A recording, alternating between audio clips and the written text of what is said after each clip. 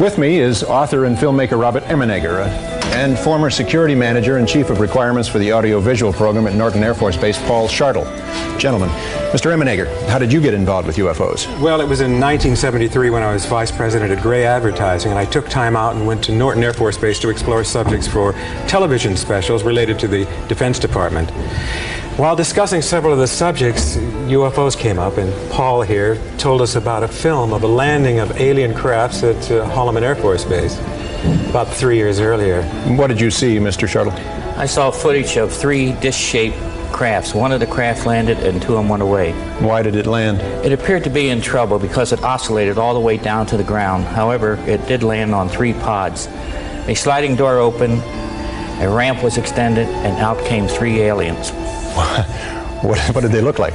Well, they were human-sized. They had odd gray complexion and a pronounced nose. They wore tight-fitting jumpsuits, thin headdresses that appeared to be communication devices, and in their hands they held a translator, I was told.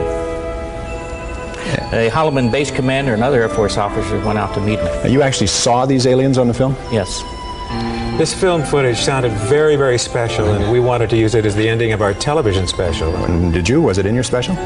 Well, although the Pentagon had been very, very cooperative all the way, at the last minute the film was confiscated and we lost the whole finale of our show. But what I saw and heard was enough to convince me that, the phenomenon of UFOs is real, very real.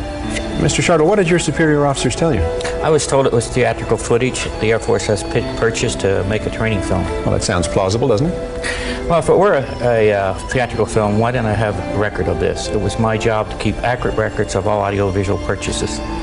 Is there any other reason that you feel this was not a theatrical film?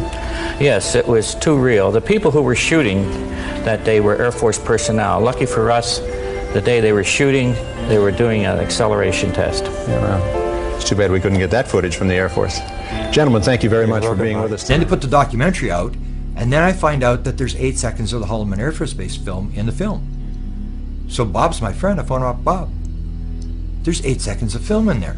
And he goes, well, yeah. And I said, you told me they pulled the film. You told me it was sent back to the Pentagon.